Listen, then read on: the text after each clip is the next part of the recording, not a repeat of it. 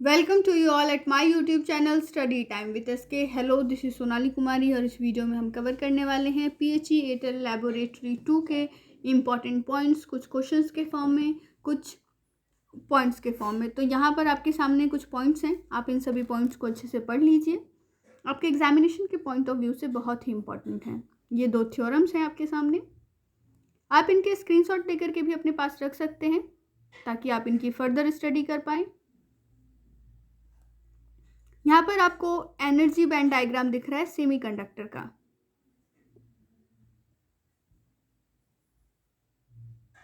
Filters के बारे में यहाँ पर बताया गया है। रिपल फैक्टर क्या होता है, किससे इसको डिनोट करते हैं।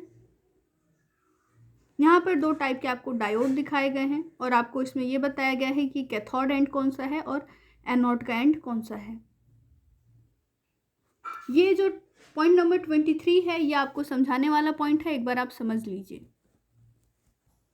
पॉइंट नंबर 23, यहाँ पर आप देख रहे हो ये वाला डायग्राम। सबसे पहले आप इस चीज़ पर ध्यान दीजिए।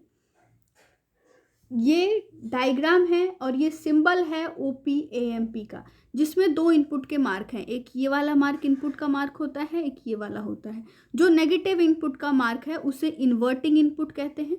और यहाँ पर जब आप नेगेटिव इनपुट से कोई भी इनपुट देंगे या फिर सिग्नल देंगे तो वो जब आउटपुट बनेगा उसका, तो वो 180 डिग्री जो आउटपुट का फेस है वो चेंज हो जाएगा, शिफ्ट हो जाएगा फेस के अंदर। ये जो पॉजिटिव एंड है इसको हम नॉन इन्वर्टिंग इनपुट कहते हैं। यहाँ पर जब आप कोई भी सिग्नल इस वाले इनपुट से देते हो, इस वाले इनपुट से, तो जब वो आउटपुट बनता है तो उसके फेस में कोई चेंज नहीं आता है। ये चीज़ आपने देख ली। अब एक बार हम फिगर पे आ जाते हैं। फिगर है कुछ इस तरीके का, जहाँ पर आपको एक ये इनपुट दिया हुआ है। ये इनपुट जब आप नेगेटिव एंड से दोगे तो आपका आउटपुट ये आएगा। देख रहे हो आप यहाँ पर फेस जो है वो चेंज हो चुका है। यहाँ पर देख लीजिए और यहाँ पर देख लीजिए। फेस चेंज क्यों हो गया? क्योंकि आपने नेगेटिव इनपुट से यहाँ पर सिग्नल दिया और जो आउटपुट होगा उसका, उसमें 180 डिग्री का चेंज आएगा। और यहाँ पर जब आपने इसको पॉजिटिव आउटपुट से दिया, पॉजिटिव इनपुट से सिग्नल दिया, तो जो आउटपुट होगा उसके अंदर कोई भी फेस के अंदर चेंज नहीं आएगा। तो ये चीज़ को आपको देखना पड़ेगा। आगे बढ़ते हैं अगले पॉइंट की तरफ। अब आपके पास नेक्स्ट पॉइंट सही है। आप अपना जब एग्जामिनेशन देने जाएंगे तो ध्यान रखिएगा कि आपके पास पेंसिल हो, क्योंकि कई बार ये जैसे कि यूवी मेथड है तो ये इसका कोई क्वेश्चन आ जाता है, न्यूमेरिकल आ जाता है। पिछली बार एक न्यूमेरिकल आया था तो वहाँ पर आपको सॉल्व करना होगा। तो सॉल्व करने के लिए आपको कोई रफ पेपर नहीं प्रोवाइड किया जाता है, तो आपको उसी क्वेश्चन पेपर पे सॉल्व करना होता है। तो अगर आप पेंसिल का यूज़ करते हो तो आप उसको बाद में इरेज भी कर सकते हो। बाकी ये पॉइंट्स हैं आपके सामने। जितनी भी पॉइंट्स जो भी आ सकती हैं सारी पॉइंट्स हमने इसमें इंक्लूड करने की कोशिश की है। ये छोटी छोटी चीज़ें हैं जैसे कि विड्थ ऑफ स्लिट और लेंथ ऑफ स्लिट, तो ये सारी चीज़ें आपको यहाँ पर पता होनी चाहिए। यहाँ पर एनालाइजर क्या होता है, ओ रेज और ई रेज। ओ रेज जो होती हैं उसे ऑर्डिनरी रे कहा जाता है और ई रे को एक्स्ट्रा ऑर्डिनरी रे कहते हैं।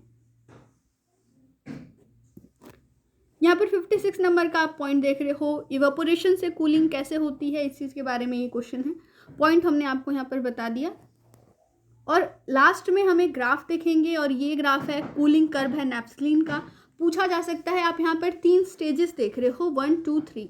इस टाइप का ग्राफ हमने CHE 11L में भी कवर किया है और यहाँ पर भी एक ग्राफ आया हुआ है। तो मैं आपको सबसे पहले बता देती हूँ, ये वाला जो पोर्शन है इसको 1 कहा गया है, ये वाला जो पोर्शन है इसे 2 कहा गया है और इस पोर्शन को 3 कहा गया है। तीनों ही पोर्शन में डिफरेंट एक्टिविटीज़ हो रही हैं। जो फर्स्ट रीजन है इसके अंदर कूलिंग रीजन ऑफ लिक्विड है, लिक्विड जो है वो कूल हो रहा है। ये सेकेंड रीजन जो होती है, जो यहाँ पर ये दिखाया गया है, इंडिकेट किया गया है, ये हॉट है। यहाँ पर जो टेम्परेचर है वो इंक्रीज या फिर डिक्रीज नहीं होगा, टेम्परेचर सेम रहेगा और इस पॉइंट तक सेम रहेगा। अगर आप इस पॉइंट की बात करें तो ये पॉइंट वो स्पेसिफिक पॉइंट है जब जितना भी लिक्विड था, लिक्विड का लास्ट ड्रॉप जब क्रिस्टलाइज हो जाता है, इसके बाद फिर यहाँ से ये जो कर्व है वो थोड़ी सी स्मूथ होनी शुरू हो जाती है। और ये जो आपका थर्ड पॉइंट दिख रहा है आपको, इसे हम कहते हैं कूलिंग रीजन ऑफ सॉलिड। यानी कि यहाँ पर आपका लिक्विड कूल हो रहा था, यहाँ पर क्रिस्टलाइजेशन हुई है, आपके जो लिक्विड थी वो सॉलिड में में हुआ है, यानी फेज चेंज हुआ है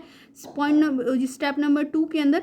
और स्टेप नंबर जो 3 आप देख रहे हो, ये जो थर्ड रीजन है, इसके अंदर जो आपका सॉलिड प्रिपेयर हुआ था, बना था, उसका ये कूलिंग रीजन है। तो ये इसका ग्राफ था। तो ये वीडियो आपको कैसा लगा हमें कमेंट करके जरूर बताएं, अपने फ्रेंड्स तक वीडियो जरूर शेयर करें। तब तक के लिए स्टे ट्यून। जय हिंद, जय भारत।